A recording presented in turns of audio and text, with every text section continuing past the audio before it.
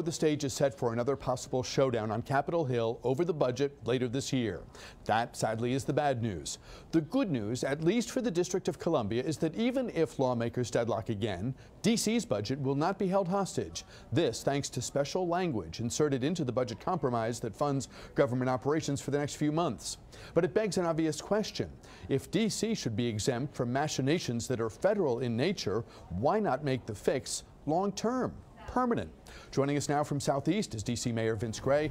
Mr. Mayor, it's great to have you with us. Thanks very much for your time. Thank you, Bruce. It's always great to be on with you, and thank you for having me this morning. It's a pleasure. Thank you. Let's talk about the victory first. How did it come about? How did you get language in the measure, the continuing CR, whatever it was, that got federal workers back on the job? How did you get language in there, or how did we get language in there that gives D.C. exemption, if you will, from future entanglement for fiscal 14? Well, Bruce, there were a lot of negotiations and, of course, a lot of help. First of all, we're grateful to our friends in the Senate. We had Senator Reid, the Majority Leader, who helped us, and Senator Mary Landrieu, who is a great champion for the District of Columbia. And then we had people on the House side, Darrell Issa, and ultimately, of course, Speaker Boehner, and others had to be helpful to us as well.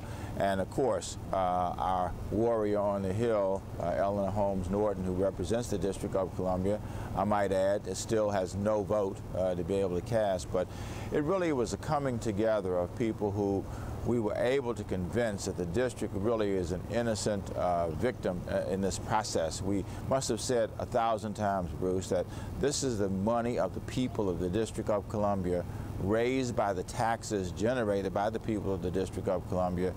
And so we were able to get this victory, even though we recognize as well that we've got some distance to travel to get to where we think we should be.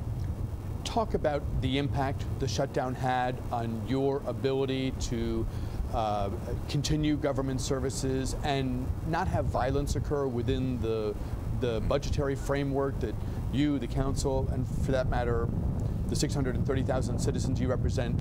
I mean, talk about what this has done, if you will, this last 3 weeks. Well, first of all, Bruce, we said we were not going to shut down the District of Columbia government, no parts of it.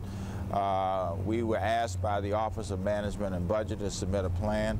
Ultimately, the plan that was submitted essentially said that all operations and all employees in the District of Columbia government are considered essential.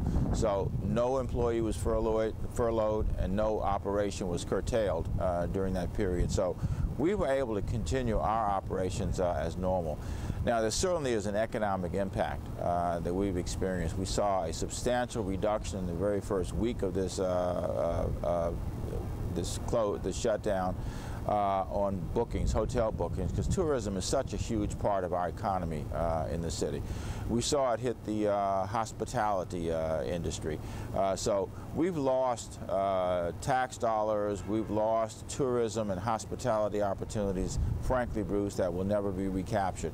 We make an estimate now, and we'll have more precise figures as we go along, but somewhere between 7 to 9% loss in business by comparison to last October 2012 for the comparable period. Are there budget lines or pots of money within the District of Columbia budget that have less money today than they should have, that have less money because of what we just went through, what we just came through, what this whole standoff put us through? Not necessarily, Bruce. What happened, of course, was we couldn't access any of our own money. So we had to use reserves that fortunately we have built up over time. We have a $1.5 billion fund balance that includes reserves for such eventualities. So we were able to tap those reserves in lieu of being able to access our own budget.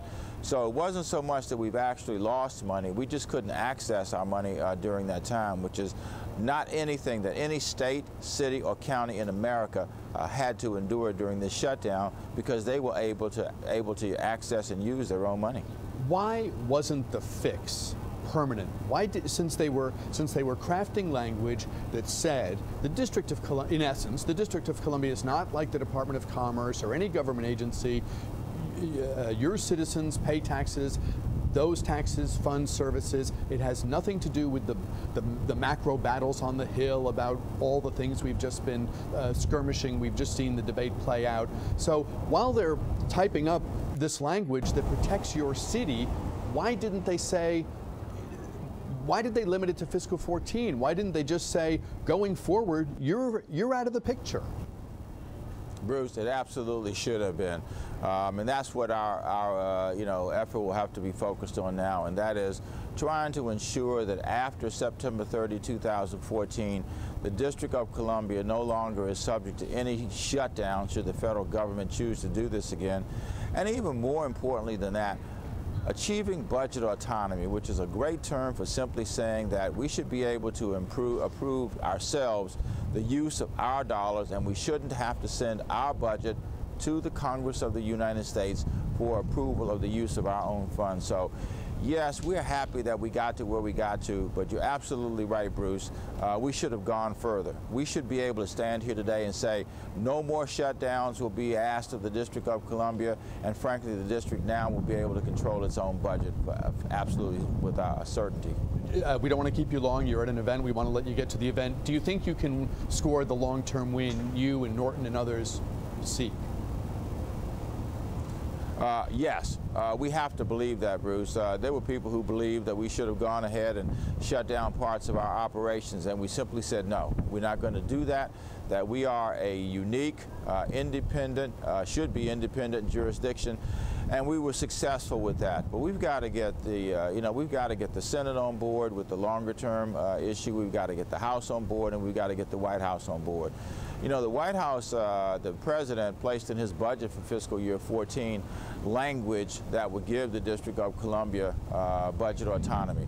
And of course, we had this referendum earlier this year that we will find out what the real impact of that is soon. There are those who believe that that accords us budget autonomy, and there are others who believe that it's a statement of opinion, so that will have to be settled as well. The battle will go on, and eventually, Bruce, it should be now, but eventually the District of Columbia will achieve separation of these decisions so that they can be made by the people of the city, the representatives of the city, and no longer inappropriately involve federal officials, elected officials, in something that no other state, county, or municipality has to endure. D.C. Mayor Vince Gray, thanks very much for your time today. We appreciate your taking time from your event to be with us. We'll see you later in the month. Thank you, Bruce. Appreciate your time.